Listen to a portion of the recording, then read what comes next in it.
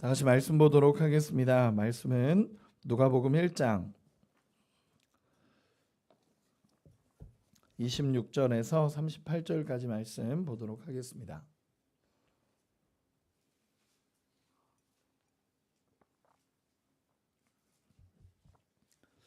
누가복음 1장 26절에서 38절까지의 말씀입니다. 우리 천천히 합독하도록 하겠습니다. 같이 읽겠습니다.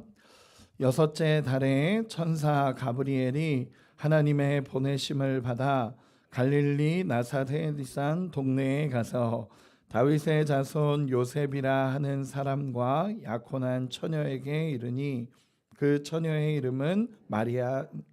그에게 들어가 이르되 은혜를 받은 자여 평안할지어다. 주께서 너와 함께 하시도다 하니 처녀가 그 말을 듣고 놀라 이런 인사가 어찌함인가 생각하매 천사가 이르되 마리아여 무서워하지 말라. 네가 하나님께 은혜를 입었느니라. 보라 네가 잉태하여 아들을 낳으리니 그 이름을 예수라 하라.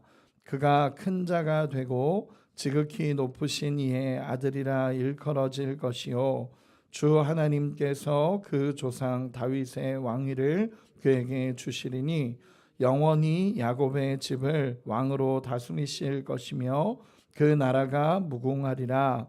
마리아가 천사에게 말하되 나는 남자를 알지 못하니 어찌 이 일이 있으리이까. 천사가 대답하여 이르되 성령이 내게 임하시고 지극히 높으신 이의 능력이 너를 덮으시리니 이러므로 나실 바 거룩한 이는 하나님의 아들이라 일컬어지리라. 보라 내 친족 엘리사벳도 늙어서 아들을 배었느니라. 본래 임신하지 못한다고 알려진 이가 이미 6달이 되었나니 대저 하나님의 모든 말씀은 능하지 못하심이 없느니라. 마리아가 이르되 주의 여종이오니 말씀대로 내게 이루어지리이다 하매 천사가 떠나가니라. 아멘. 이 말씀을 나누도록 하겠습니다. 오늘 말씀은 예수님에 대한 예언과 마리아의 믿음이라는 제목으로 오늘 말씀을 같이 나누도록 하겠습니다. 우리는 흔히 하나님의 은혜를 기쁨과 평안으로만 생각할 때가 많습니다. 그런데 하나님의 은혜가 때로는 우리 인생에 찾아오는 고민이나 때로는 하나님의 은혜라고 말하는데 우리의 삶에 어쩌면 고민하고 어렵게 느껴지는 시간도 있지 않겠습니까? 하나님의 은혜입니다 라고 고백은 하지만 때로는 그게 우리의 삶의 기쁨과 평안으로 다가오면 너무너무 좋은데 하나님의 은혜가 때로는 무거운 마음으로, 하나님의 은혜가 때로는 고민되는 시간으로 다가올 때도 있다라는 것입니다. 오늘 본문에 나타난 이 마리아가 그런 모습이었을 것입니다. 오늘 이 말씀을 가지고 함께 나눠보도록 하겠습니다. 세례 요한의 탄생을 예언한 이후에 이제 자리가 옮겨지게 되고 이제는 예수님의 탄생을 예언하는 무대가 드러나게 됩니다. 메시아 탄생을 예언하는 첫 번째 본문이 오늘 본문입니다. 천사가 마리아를 찾아가서 이제 예수님이 태어날 것을 전하는 장면입니다. 오늘 본문이 그동안은 이제 성탄절을 지나면서 우리가 예수님에 대한 예언으로 많이 말씀을 나눴기 때문에 오늘은 조금 다른 각도에서 오늘 이 말씀을 보도록 하겠습니다. 우리 26절, 27절 같이 한 번만 더 읽어보도록 하겠습니다. 26절, 27절입니다. 시작. 여섯째 달에 천사 가브리엘이 하나님의 보내심을 받아 갈릴리 나사렛이란 동네에 가서 다윗의 자손 요셉이라는 사람과 약혼한 처녀에게 이르니 그 처녀의 이름은 마리아라. 아멘. 오늘 본문에 이렇게 시작이 됩니다. 여섯째 달에라고 기록하면서 시작이 됩니다. 이 말씀은요, 앞에 있는 사건과 연결해 주는 말입니다. 즉 어떻게 읽으면 좋냐면 엘리사벳이 임신한 지 6째 달에라는 단어입니다. 그래서 하나님께서 이 역사를 주관하시면서 역사대로 이끌어 간다라는 것을 누가복음에서는 계속적으로 이야기한다라고 첫 시간에 말씀을 나눴습니다. 그래서 이 일이 이루어진 첫 약속부터 해서 순서대로 이루어져 간다라는 것을 누가복음의 특징이라고 이야기를 했습니다. 그래서 누가복음을 보면요, 우리 가운데 이루어진 사실의 기록이라고 기록을 하면서 어떻게 순서대로 이루어져 갔는지를 누가복음은 정확하게 기록을 하고 있습니다. 그래서 여섯째 달이라는 것은 앞에 세례 요한의 탄생을 예언한 것과 맞물려서 엘리사벳이 임신한 지 여섯째 달이다라는 것을 이야기하고 있습니다. 이 여섯째 달에 이제 사건이 벌어집니다. 어떤 일이 벌어지냐면 천사가 나사렛이라는 동네로 찾아가게 됩니다. 여러분, 나사렛이라는 동네는 사실 너무 작은 동네입니다. 갈릴리 나사렛이라고 얘기하지 않으면 모를 정도로 정말 작은 동네가 이 나사렛이라는 동네입니다. 그리고 아직 온전한 결혼식도 안 한 약혼한 처녀였던 10대 처녀였던 마리아에게 이 천사가 찾아가게 됩니다. 여러분, 정말 작은 동네 나사렛에 아직 결혼 안 한 처녀였던 마리아에게 하나님의 천사가 임하고 하나님의 말씀이 임하기 시작하는 것입니다. 그래서 28절에서 31절에 보면 제가 읽어드리겠습니다. 천사가 마리아에게 이야기하는 장면입니다. 그에게 들어가 이르되 은혜를 받은 자여 평안할지어다, 주께서 너와 함께 하시도다 하니 처녀가 그 말을 듣고 놀라 이런 인사가 어찌함인가 생각하매 천사가 이르되 마리아여 무서워하지 말라, 네가 하나님께 은혜를 입었느니라. 보라, 네가 잉태하여 아들을 낳으리니 그 이름을 예수라 하라. 아멘. 천사가 마리아에게 찾아가는 장면입니다. 그리고 천사가 마리아에게 찾아가서 뭐라고 이야기하냐면 첫 번째 말이 무엇이냐면 은혜를 받은 자여 평안할지어다 라고 이야기합니다.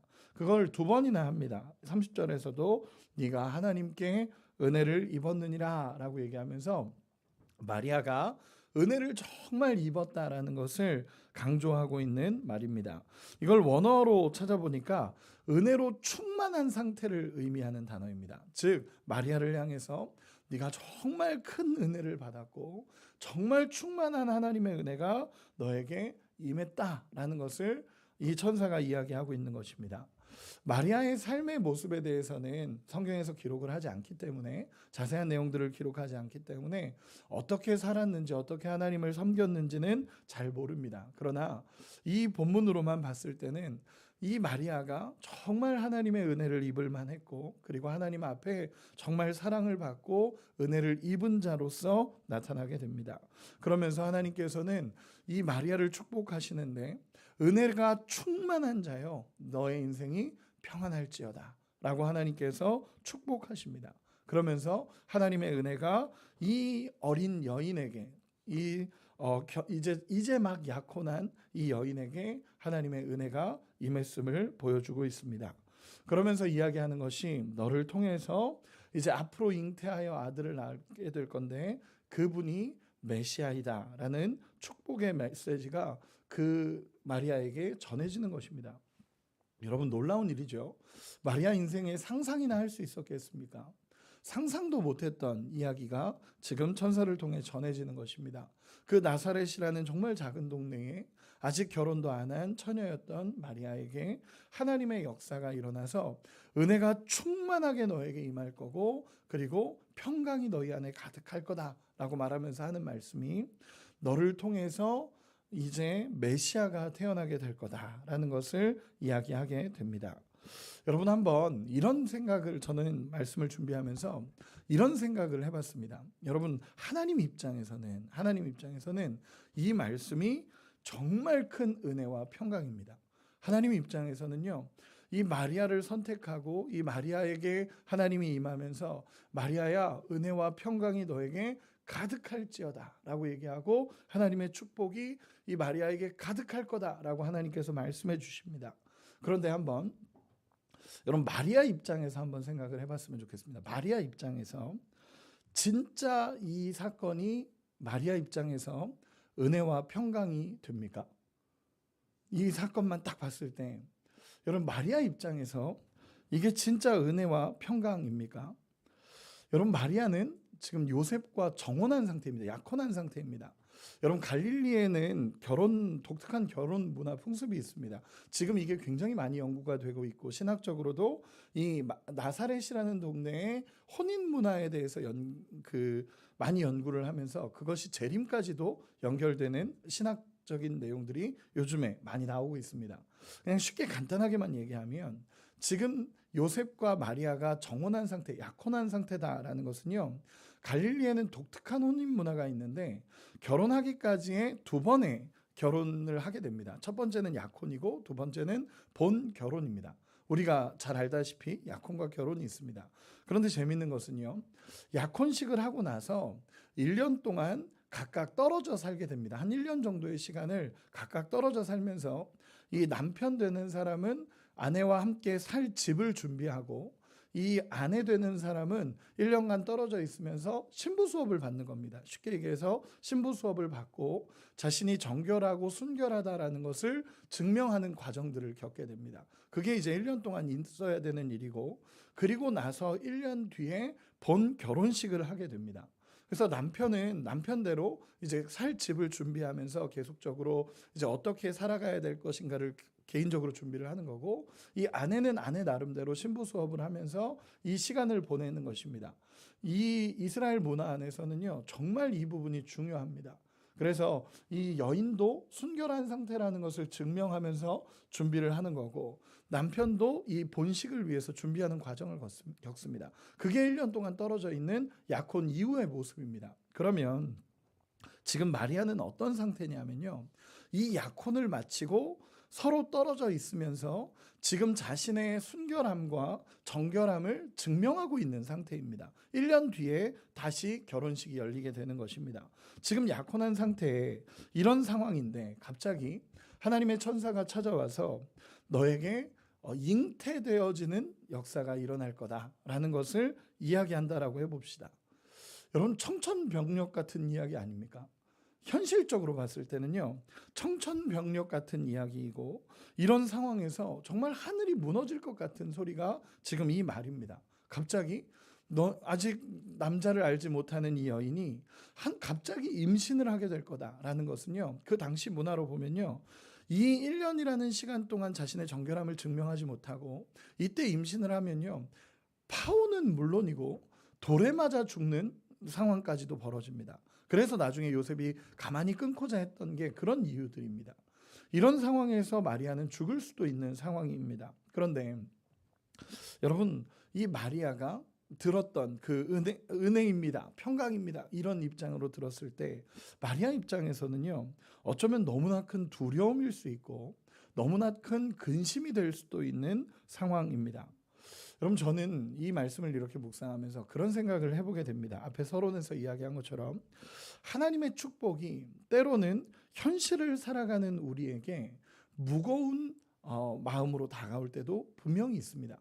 하나님이 축복한다, 하나님이 너의 인생을 이끌어간다, 하나님이 너와 함께 하신다 라고 하시면서 하나님이 주시는 말씀과 하나님이 주시는 마음이 우리 인생에 때로는 무거움으로 다가올 때가 있지 않으십니까? 하나님께서 때로는 이런 경우가 있는 겁니다. 나는 생각도 못했는데 하나님께서 이 길로 가라 라고 얘기를 하신다면 여러분들의 인생이라면 어떻겠습니까? 축복인 건 알겠죠. 축복인 건 압니다. 그런데 내가 이 길을 선택해 가는 게 굉장히 무거운 일이 될 수 있다라는 것입니다. 여러분, 그때 필요한 것이 무엇인지 아십니까? 믿음입니다. 그때 필요한 게 믿음인 겁니다. 그때 하나님을 신뢰하고 하나님을 믿고 하나님이 하실 걸 인정하고 나가는 것이 믿음이라는 것입니다. 여러분, 마리아에게 하나님께서 나타나셨고 하나님께서 하나님의 천사가 나타나서 축복을 받은 자야, 평강이 있을지어다, 너에게 잉태되어지는 분이 메시아가 될 거고 너에게 이런 일이 벌어질 거다라는 것을 이야기했을 때 이 마리아 입장에선 충분히 고민이 될 수 있는 일이고, 지금 정결한 시간, 그 약혼하고 나서 결혼식까지 정결하게 보내야 되는 이 시간에 이 이야기는 너무나 무거운 이야기가 될 수 있습니다. 그런데 그때 필요한 것이 믿음이라는 것입니다. 그래서 이 천사의 말을 들은 마리아가 다시 한번 천사에게 묻습니다. 우리 34절 같이 보도록 하겠습니다. 34절 같이 보겠습니다. 시작. 마리아가 천사에게 말하되 나는 남자를 알지 못하니 어찌 이 일이 있으리까. 아멘. 이게 마리아의 솔직한 고백인 겁니다. 나는 아직 남자를 알지 못하고 이 요셉과 아직 결혼한 상태가 아닌데 어떻게 이런 일이 일어나겠습니까? 라고 묻는 것입니다. 여러분 오해하지 마시기 바랍니다. 이게 앞에 있었던 사가랴는요, 의심이었습니다. 의심.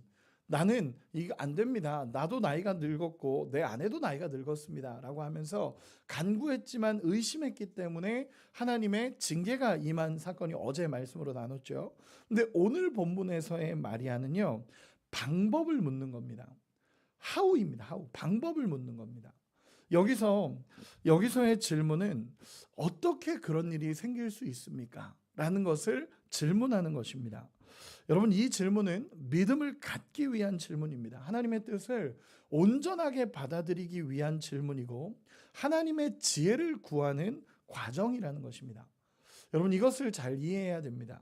하나님 앞에 때로는 이해되어지지 않는, 하나님 앞에 순종하고 싶은데 하나님 앞에 이해되어지지 않을 때는 하나님 앞에 질문하셔야 됩니다.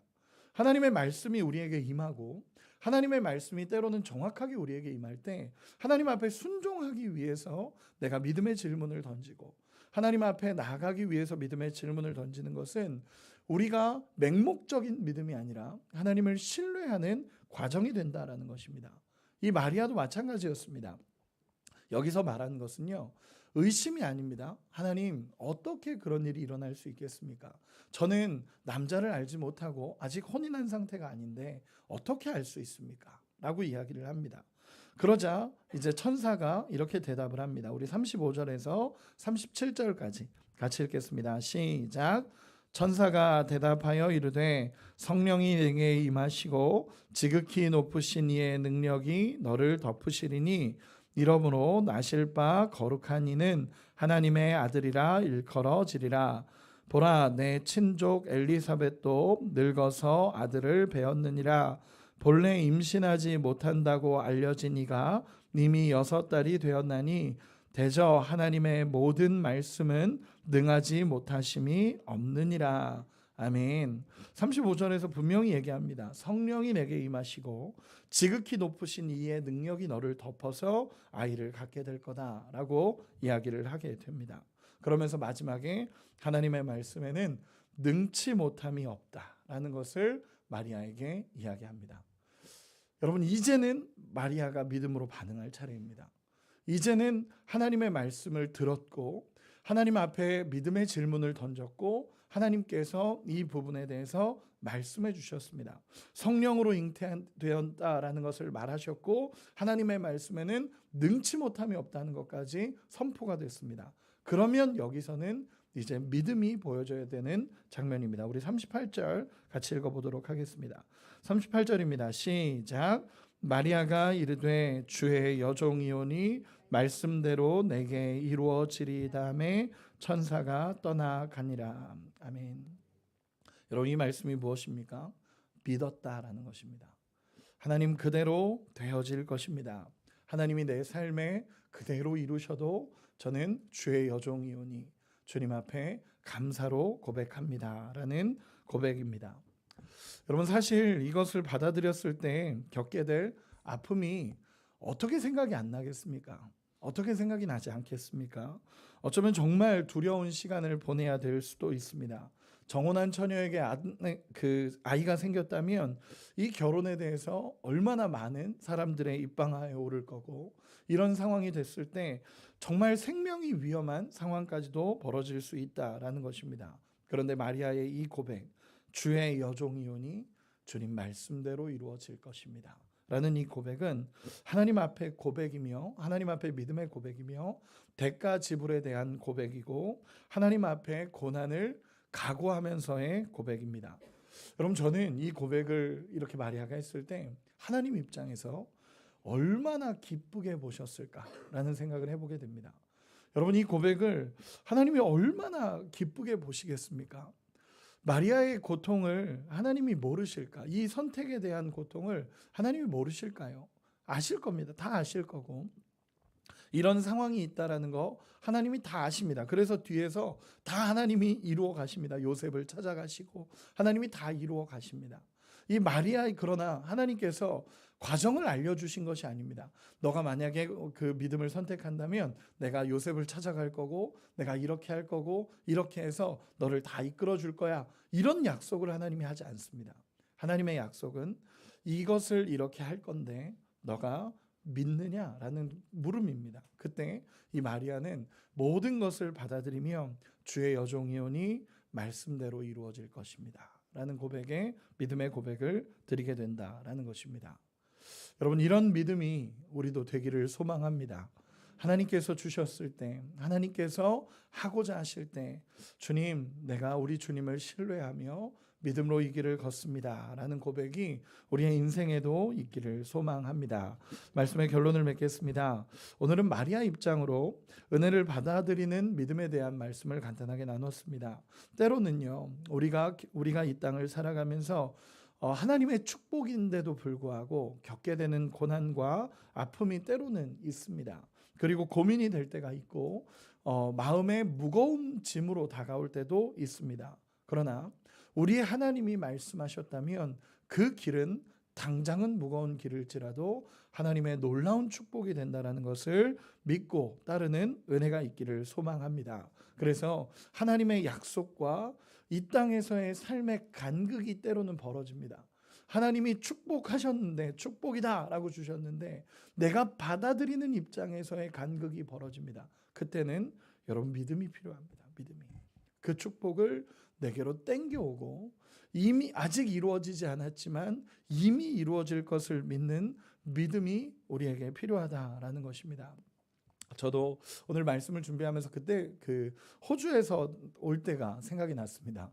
호주에서 떠나올 때 하나님 앞에 많은 것을 내려놓고 하나님이 이제 한국으로 돌아가라라는 마음을 주셔서 이게 복이구나, 하나님께서 나를 축복하셔서 한국으로 돌려보내시는구나 라는 생각으로 오는데 막막한 겁니다. 하나도 제대로 된 것도 없고 집도 없고 학교도 못 가고 학교 사역지도 아직 안 정해졌고 아무것도 없는 상태에서 하나님이 제 마음에 하나님은 너를 지키시는 자다라는 정말 큰 축복을 주시며 돌아가라라고 했을 때 얼마나 막막했었는지 모릅니다. 그리고 한국에 돌아와서 무엇을 할 수 있을지 어떻게 해야 될지 모르는 상황 속에 하나님 한 분 딱 믿고 하나님은 너를 지키시는 자, 그 한마디 믿고 한국에 도착했을 때 하나님이 열어가시는 놀라운 축복의 역사를 경험했던 적이 있습니다.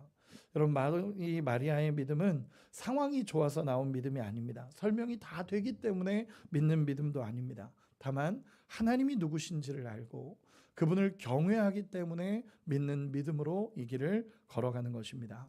우리의 인생에도 하나님을 믿는, 하나님을 신뢰하는 믿음, 하나님을 인정해 드리는 믿음, 그래서 내가 정말 그 하나님을 신뢰하기 때문에 말씀대로 이루어지리다 라는 고백으로 앞으로 나가는 믿음이 우리에게 있기를, 그래서 오늘 이 마리아의 고백이 우리 인생의 고백이 되시기를 예수님의 이름으로 축원합니다.